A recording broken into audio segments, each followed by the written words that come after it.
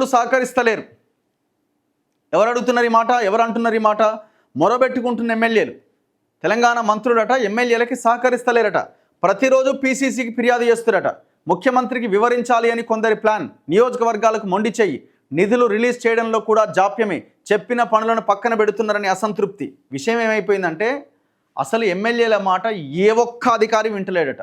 MLA పరిధిలో అయ్యే పని కూడా మంత్రిని అడగండి, మంత్రి చెప్తే చేస్తా అంటున్నట. చాలామంది నేను మాట్లాడిన ఒక 5-10 మంది ఎమ్మెల్యేలు కూడా ఇదే విషయాన్ని చెప్తున్నారు. చిన్న పని ఉంది, గడ తీయాలి, లేకపోతే రోడ్డు లేకపోతే ఇంకోటి చిన్న మరమ్మత్తు చేయాలి. ఇది మరి చేయించండి కలెక్టర్ గారు అంటే మంత్రికి చెప్పండి. మంత్రికి చెప్పకుండా అడుగు ముందుకు వేయడానికి కూడా అధికారులు వెనకడుగేస్తున్నారట. మరి ఇదేం దుర్మార్గం ఇది? ఎవరి పరిధిలో జరగాల్సిన పని అది ఈజీగా జరిగిపోవాలి కదా. అట్లయితేనే తొందరగా ప్రజలకి వాళ్ళ అవసరాలు లేకపోతే వాళ్ళకి న్యాయం జరుగుతుంది కదా. ప్రతిదానికి మంత్రి అంటే మరి మంత్రి ఏడు ఉండాలా? మరి మంత్రి వచ్చి నువ్వు ఆన్నే ఉండు, కలెక్టర్ ఆఫీస్లో కూర్చో. ఇంకొక ఎమ్మెల్యే చెప్తున్నాడు, నేను 6 నెలల ముఖ్యమంత్రిని గెలవక అంటున్నాడు. ఎందుకు గెలవలేదంటే అమ్మ ముఖ్యమంత్రికి సలహాలు ఇస్తే నచ్చదు, మా ముఖ్యమంత్రికి సలహాలు ఇస్తే నచ్చదు. ఎంటర్ కాగానే వేం నరేందర్ రెడ్డి చెప్తారట, ఇగో ఆయన సలహాలు ఇవ్వకు అనవసరంగా, నువ్వు సలహాలు ఇచ్చినావంటే మళ్ళీ నువ్వు తెల్లారు రానియండి నేను ఆయన చెప్తున్నాడు. నాకు 6 నెలలైంది నేను గెలవక, కలిసి ఏం చేయాలి నేను? ఉమ్మడి ఆంధ్రప్రదేశ్లో ఉన్నప్పుడైనా ముఖ్యమంత్రులు సెక్రటేరియట్కి వస్తే ముఖ్యమంత్రి ఎమ్మెల్యేలు ఎవరు వచ్చినా వాళ్ళని మాట్లాడకుండా పంపించేవాడు కాదు అని. ఈడ మంత్రులే కలుస్తేందుకు దిక్కులేదు ఎమ్మెల్యేలని. మరి ఇంత దారుణంగా ఎందుకు బిహేవ్ చేస్తున్నారు? ఉత్తపుణ్యానికి వచ్చిన ప్రభుత్వం ఇక దండుకొని అవతల పడాలని చూస్తున్నారు. అట్లే తయారైంది ఇప్పుడు. ఇవాళ ఏమైపోయిందంటే 5 ఏళ్ళ తర్వాత ఏమో వస్తామో రామో తెలియదు, పరిస్థితులు అట్లా కనిపిస్తూ ఉన్నాయి. ఇక 5 ఏళ్ళు కానిచ్చేద్దాం, అధికారం ఉన్నంతసేపు దండుకుంటే అయిపోతుంది.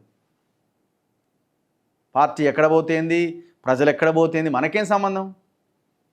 ఉత్తగా వచ్చి పడ్డది. ఏ ఫైట్ లేకుండా ఇంట్లో పండుకుంటే ప్రజలు పోరాటం చేస్తే కేసీఆర్ మీద, కేసీఆర్ వద్దు అని అనుకుంటే ఒక 100-200 మంది ఈ వ్యవహారం మీద మొత్తం ఎలుగెత్తి నినదించి రాష్ట్రాన్ని మొత్తం ఏకం చేసి తయారు చేస్తే అదంతా కాంగ్రెస్కు ఉపయోగపడ్డది. కాంగ్రెస్ వాళ్ళు చేసింది ఏమి లేదు అధికారం కోసం. ఇప్పుడున్న మంత్రులు ఎవరైనా చేసిరా పోరాటం? ఇప్పుడున్న మంత్రులు ఎవరైనా చేసిరా అంటున్నా? ఎవరు చేయలే కదా.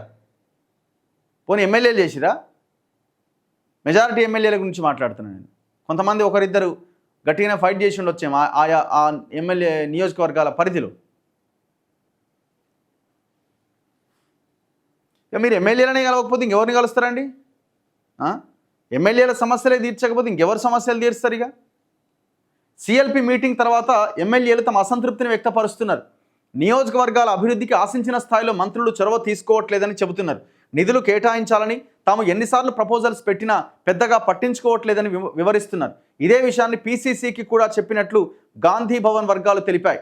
ప్రధానంగా ఉత్తర తెలంగాణ జిల్లాలకు చెందిన ఎమ్మెల్యేలు ఈ సమస్యను చవిచూస్తున్నట్లు పీసీసీ దృష్టికి వచ్చింది. నియోజకవర్గాల అభివృద్ధిపైన ఫోకస్ పెట్టకపోతే తాము నష్టపోతామంటూ పలువురు ఎమ్మెల్యేలు తాజాగా పీసీసీకి వివరించారు. జపాన్ 2 తర్వాత సీఎంకు వివరించాలని నిర్ణయం తీసుకున్నారట. సీఎం కలుస్తుండా? సీఎం ఎమ్మెల్యేని కలుస్తారని ఒక ఎమ్మెల్యే చెప్తుంటే ఇక సీఎంకు విన్నవించేది ఏముంది? రిపీటెడ్గా ఈ సమస్యను ఎదుర్కొంటున్నాం. ఇప్పటికీ డెవలప్మెంట్ వర్క్స్ కార్యక్రమాలు జాప్యం చేస్తే ప్రజల నుంచి ఆగ్రహం ఎదురయ్యే ప్రమాదం కూడా ఉన్నదని ఉమ్మడి వరంగల్ జిల్లాకు చెందిన ఎమ్మెల్యే పీసీసీ చెప్పినట్టు సమాచారం. పీసీసీకి సీఎం జిల్లా టూర్లలో సమన్వయంగా సమస్యలకు చెక్ పెడుతూనే డెవలప్మెంట్లకు ప్రత్యేక నిధులు ఇచ్చేలా చొరవ తీసుకోవాలని ఆయన పీసీసీని కోరారు. మా నియోజకవర్గాలు పట్టించుకోవట్లే, మంత్రులు తమ సొంత నియోజకవర్గాలపైన పెట్టిన ఫోకస్ ఇతర సెగ్మెంట్లపైన పెట్టట్లేదనేది ఎమ్మెల్యేల వాదన. కంపెనీలు, సంస్థలు, ఇతర ప్రాజెక్టులు ఏవొచ్చినా సొంత నియోజకవర్గంలోనే ఏర్పాట్లు చేసుకుంటున్నారని ఎమ్మెల్యేలు మండిపడుతున్నారు. మిగతా నియోజకవర్గాల పరిస్థితి తమకు తెలియనట్లుగా మంత్రులు వ్యవహరిస్తున్నారు.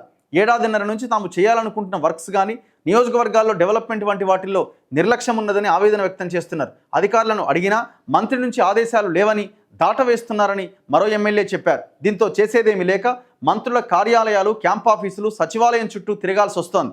ఇప్పటికే గ్రామాల్లో ప్రజలు తమను అడుగుతున్నారని, ఎన్నికల్లో ఇచ్చిన హామీలను సంపూర్ణంగా నెరవేర్చాలని ప్రెజర్ పెరుగుతోందని చాలామంది ఎమ్మెల్యేలు చెబుతున్నారు. బహిరంగంగానే పరిస్థితి ఇలా ఉంటే అసంతృప్తి ఎందుకు రాదని ఎమ్మెల్యేలు అంతర్గతంగానే మాట్లాడుకుంటున్నారు. ఇదే విషయాన్ని సిఎల్పి సమావేశంలోనే వెల్లడించాలని పలువురు ఎమ్మెల్యేలు ప్రయత్నించారట. కానీ సీనియర్ల సూచన మేరకు పార్టీ సీఎం చెప్పిన ఆదేశాలకు ఎస్ చెప్తూ బయటకు రావాల్సి వచ్చిందని మరో ఎమ్మెల్యే వివరించాడు. ఇక ఎన్నికల సమయంలో పార్టీ మేనిఫెస్టోలతో పాటు ఆయా నియోజకవర్గాల పరిస్థితులు, అవసరాలు, సౌకర్యార్థం అనేక అభివృద్ధి పనులకు హామీలు ఇచ్చాం. కానీ ఏడాదిన్నరగా జాప్యం జరుగుతూ ఉండడంతో ఏం చెప్పాలో అర్థం కావట్లేదని ఎమ్మెల్యేలు మొరపెట్టుకుంటున్నారు. ముఖ్యమంత్రిది ఒక లైను,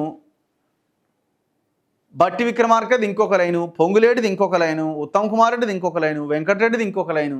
ఎవరి దుకాణం వాళ్ళదే. నా దాంట్లో నువ్వేలు పెట్టకు, నీ దాంట్లో నేను వేలు పెట్టా. ఇలా ఒప్పందం ఇది.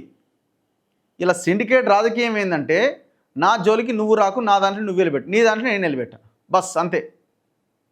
ఇది టీం వర్క్ లాగా ఈ ప్రభుత్వం నడుస్తున్నట్టుగా కనబడట్లేదు. అదే పెద్ద మోసం అవుతుంది. కేసీఆర్ ఎట్లాగైతే ఒక రూమ్ గదిలో ఆయనను బంధించి కేటీఆర్, కవిత ఈ బ్యాచ్ అంతా కలిసి అటు సంతోష్ రావు అనేటోడు ఉండే. మొత్తం ఆ రోజు ఓడిపోవడానికి ప్రధానమైన కారణం ఎవరంటే సంతోష్ రావే. ఎందుకు? ఎవరు ఫోన్ చేసినా ఫోన్ ఇచ్చేటోడు కాదు, ఆయనకు విషయాలు తెలిసేవి కాదు. అట్లా ఆ పార్టీని సర్వనాశనం చేసిరు. ఇప్పుడు సేమ్ ఇక్కడ కూడా అదే జరుగుతుంది. ఇక్కడ ఏం జరుగుతుంది? టీం వర్క్ లేదు. ఎవరి దాంట్లో ఒక రేలు పెట్టడానికి వీలు లేదు. వేలు పెట్టడం మీన్స్ కనీసం డిస్కషన్, కోఆర్డినేషన్ కూడా లేదు. ఇప్పుడు పొంగులేటి లాంటి తప్పు చేస్తుంటే ముఖ్యమంత్రి అనలేని పరిస్థితి. ఏం పొంగులేటి కుసోయిడా, ఏం పని తమాషానా అంటాడా?